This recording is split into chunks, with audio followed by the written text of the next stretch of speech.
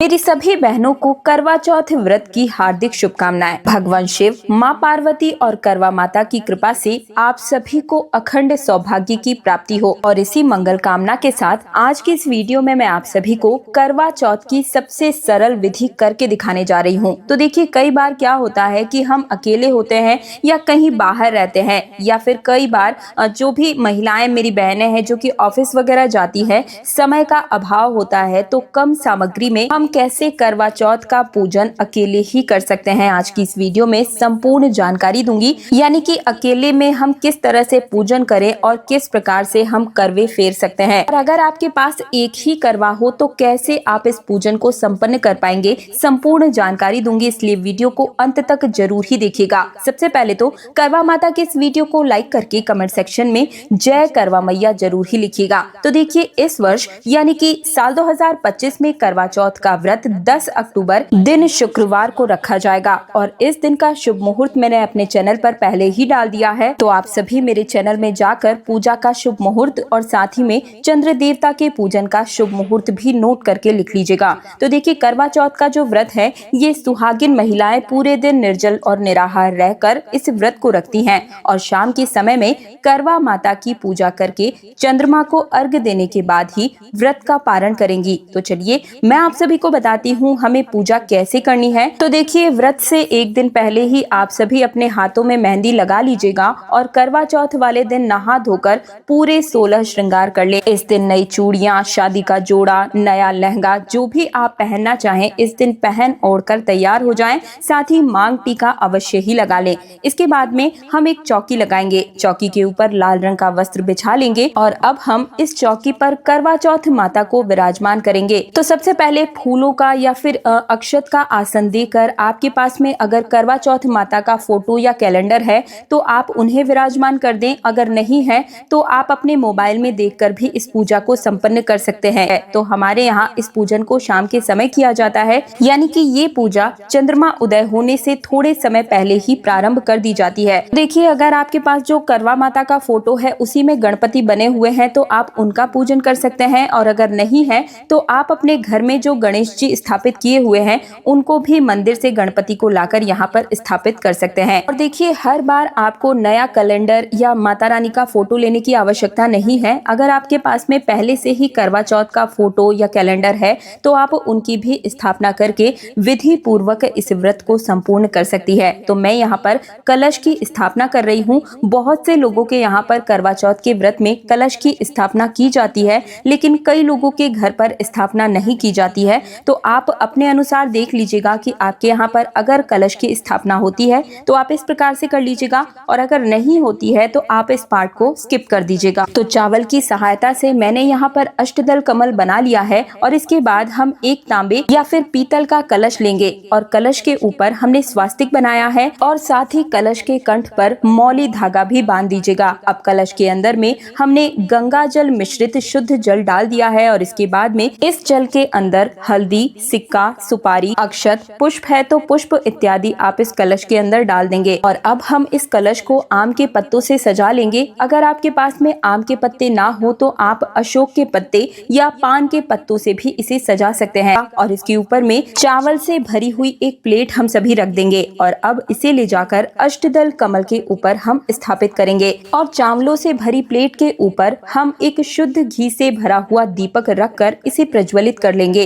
अब हम गेहूं की छोटी छोटी 2 ढेरियां लगाएंगे, और इस तरीके से आपको लगानी है। हमें 2 करवे चाहिए होंगे। अगर आप इस पूजन को अकेले कर रहे हैं तो इसके लिए आपको 2 करवे चाहिए। इस तरीके से होल वाले जो करवे होते हैं वो मार्केट में बड़े आसानी से आपको मिल जाएंगे। मैंने यहाँ पर सजे हुए करवे लिए हैं, आप सिंपल करवे भी ले सकते हैं, या कई जगहों पर एक पीतल का और एक मिट्टी का करवा भी लिया जाता है। तो जैसे भी आपके यहाँ पर करवे लिए जाते हो आप उस तरीके का करवा ले सकते हैं। और एक करवे में हमारे यहाँ पर मिठाई और बतासे रखे जाते हैं, ड्राई फ्रूट्स इत्यादि रखे जाते हैं। तो मैं यहाँ पर लड्डू और बतासे भर लूंगी, और एक करवे में हमारे यहाँ जल भरा जाता है। तो इस तरीके से 2 करवे तैयार किए जाते हैं, और जो जल वाला करवा होता है वो हमारा होता है, और जो मिठाई वाला, ड्राई फ्रूट्स और बतासे वाला करवा है ये माता पार्वती के नाम का होता है। तो देखिए, अगर आप इस व्रत को, इस पूजा को अकेले कर रहे हैं तब आप अपने करवे को माता पार्वती के करवे के साथ बदल बदलेंगे, फेरेंगे। और अब हम जल वाला करवा भर लेंगे। तो ये जो जल वाला करवा है इसमें हम कॉटन लगा देंगे। बहुत सी जगहों पर इस जगह पर सींक लगाई जाती है, इसके लिए सींक आती है वही इसमें लगाई जाती है। और इसी जल वाले करवे से हम चंद्रमा को अर्घ भी देंगे। तो इसमें मैंने चांदी का सिक्का डाल दिया है, आप चाहे तो इसमें चांदी का छल्ला भी डाल सकते हैं। और अब हम इन करवों को ढक्कन से बंद कर देंगे और गेहूं की ढेरी के ऊपर करवों को स्थापित कर देंगे।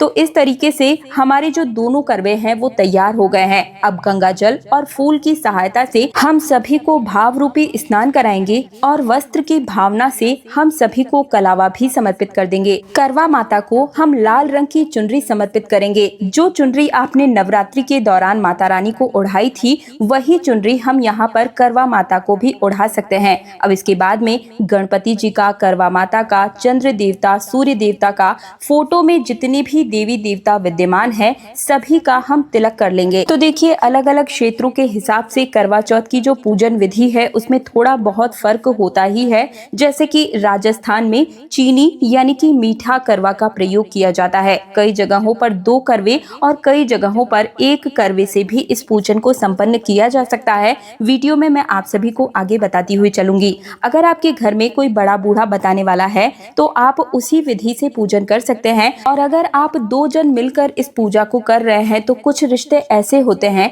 जिनमें आपस में करवे बदले जा सकते हैं। और अगर आप 2 या 2 से अधिक लोग एक साथ पूजन कर रहे हैं तो ऐसे में आपको एक ही करवा तैयार करना होता है, 2 नहीं लेने होते हैं। यहाँ पर हमने गणपति देव को जनेऊ और हल्दी की एक गांठ समर्पित कर दी है। और अब हम दोनों करवों के कंठ में मौली धागा भी बांध देंगे और इसके बाद में दोनों करवों को भी हम टीका लगा देंगे और दीप कलश का भी हम पूजन कर लेंगे। और अब सभी देवी देवताओं को पुष्प समर्पित करेंगे। अगर पुष्प ना हो तो भी आप इस पूजा को संपन्न कर सकते हैं। और अब हम करवा माता को सुहाग की कुछ सामग्री भेंट करेंगे, समर्पित करेंगे। और इन्हीं सुहाग की सामग्री से एक बिंदी निकाल कर हम करवा माता को लगा देंगे। अब देखिए दान दक्षिणा के रूप में यहाँ पर आप किसी भी तरह का कोई भी अनाज ले सकते हैं। आप चाहे तो गेहूं, चावल या बाजरा इत्यादि कोई भी अनाज लें और यथा सामर्थ्य इसके अंदर आप कुछ रुपए या सिक्के भी रख दें। इसके बाद भोग के रूप में आप जो भी मिठाई इत्यादि मार्केट से लेकर आए हैं पूजा के लिए या अपने घर में जो भी पकवान इत्यादि बनाए हैं उन्हें हम करवा माता को भोग स्वरूप समर्पित करेंगे। करवों के ऊपर भी हम थोड़ा थोड़ा मीठा जरूर ही रख देंगे, करवों को खाली नहीं छोड़ना चाहिए। तो यहाँ पर मैं लड्डू और एक एक बतासा साथ में रख रही हूँ। घर पर अगर कोई ऋतुफल उपस्थित हो तो आप उनका भी भोग माता रानी को समर्पित कर सकते हैं। अब साथ ही में देखिए सुहाग की जब भी हम कोई पूजा करते हैं तो सासू माँ का बायना जरूर ही निकालते हैं। तो इसके लिए देखिए सासू माँ जो भी आपकी पहनती है, साड़ी पहनती है, सूट पहनती है, वो आप ले लें और उसी के साथ में श्रृंगार की सामग्री आप रखें और इसी के साथ यथा सामर्थ्य कुछ दक्षिणा आप अवश्य ही इसमें मिला दें। और अब इस सामान को हम यहाँ चौकी पर रख देंगे और चंद्र देव के पूजन के बाद सासू माँ को हम इसे दे देंगे। अब 1 लोटा जल भर कर हम यहाँ पर रखेंगे और हाथ में थोड़े से गेहूं के दाने लेकर करवा चौथ व्रत की कथा को पढ़ेंगे या फिर सुनेंगे। व्रत कथा पढ़े या सुने बिना ये व्रत अधूरा माना जाता है। तो कथा आप जरूर ही पढ़ें या फिर सुने। और कथा संपन्न होने के बाद में जो गेहूं के दाने आपने अपने हाथ में लिए थे उनमें से कुछ दाने करवा माता के समक्ष आप छोड़ दें और थोड़े से दाने आप जल के लोटे में डाल दें और थोड़े से दानों को, गेहूं के जो दाने हैं उन्हें आप अपनी साड़ी या चुनरी जो भी आपने पहना ओढ़ा हुआ है उसके पल्लू में आप में छोर में से बांध लीजिएगा। और चंद्र देवता का जब आप अर्घ देंगे उस समय इन गेहूं के दानों को आप कलश में डालकर चंद्र देव को अर्घ देंगे और सासू माँ के बायने को आप मिनस कर रख दीजिएगा। और साथ ही में जिस छलनी से आप चंद्रमा को देखेंगे वो छलनी भी यहीं पर रख लीजिएगा। और एक मिट्टी का या आटे का दीपक ले लें क्योंकि छत पर हम पूजन करने के लिए जाएंगे तो जो दिया हमने यहाँ पर छोड़ा है उसे उठाना नहीं है। छलनी नई होना जरूरी नहीं है। अगर आपके पास पिछले साल की पुरानी छलनी रखी हुई है तो आप उसका भी यूज कर सकते हैं। अब धूप और दीप से हम बड़े ही प्रेम पूर्वक सभी देवी देवताओं की, सबसे पहले गणपति जी की और फिर करवा माता की, पार्वती माँ की आरती उतार लेंगे। आरती के लिए दीप कलश का दीपक हमें नहीं उतारना है, इसके लिए आप अलग से दीपक प्रज्वलित कर सकते हैं। और देखिए चौथ माता की जो तिथि होती है उस पर गणपति जी का पूजन विशेष रूप से किया जाता है, इसलिए इस पूजा में लड्डू का प्रयोग भी मैंने किया है। अब इसके बाद में देखिए हमें करवे को फेरना होता है तो इसके इसके लिए थोड़ा सा ध्यान रखिएगा। जो जल वाला करवा है वो हमारा होता है और जो मीठा करवा है वो माँ पार्वती के नाम का होता है। तो इस तरीके से आपको अपने हाथों को क्रॉस करते हुए हमें 7 बार इन करवों को फेरना होता है। लेकिन एक बात का विशेष रूप से ध्यान रखिएगा कि करवे आपस में टकराने नहीं चाहिए और करवे को आपस में फेरते हुए हमें बोलते जाना है, पार्वती माता सुहाग दें,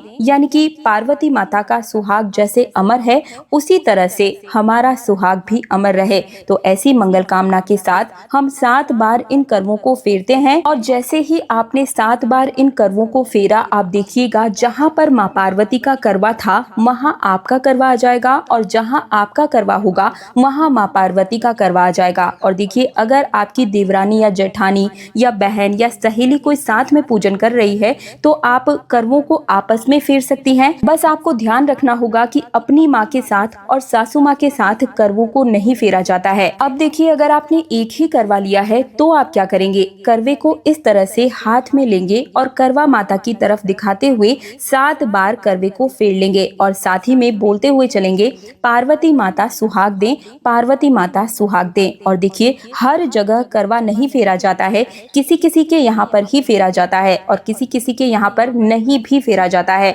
तो देखिए, जब हम चंद्रदेव का पूजन कर लेंगे, अर्घ वगैरह देने के बाद में हमें माता रानी से सुहाग जरूर ही लेना है। करवा माता से इस प्रकार से अपने पल्लू से आपको शादी का सिन्होरा जो है वो आप रख लें या जो भी आपकी सिंदूरदानी है उसे रखने के बाद में 5 या 7 बार सबसे पहले माता रानी को, करवा माता को आप इस प्रकार से सिंदूर अर्पित करेंगे और जितनी बार भी आपने सिंदूर लगाया है उतनी बार ही आपको इसे उनसे वापस लेना है और अपनी मांग में सजा लेना है। और अब आप माता रानी से, करवा माता से, पार्वती जी से अपने पति की लंबी आयु के लिए, उनकी तरक्की के लिए जो भी मनोकामना मांगना चाहती है उसको वहां पर बोलते हुए इस पूजन को संपन्न कीजिएगा। और इस पूजन के बाद में हमें चंद्र पूजन करना है, चंद्रमा को अर्घ देना है और अपने पति के पूजन के बाद में सासू माँ को बायना देने के बाद ही हम इस व्रत का पारण करेंगे। और अगर आप अपनी सासू माँ को नहीं दे सकते, आपकी सासू माँ कहीं दूर रहती है, तो इसे मिनस कर रख दीजिएगा और जब भी आप उनसे मिले उन्हें दे दीजिएगा।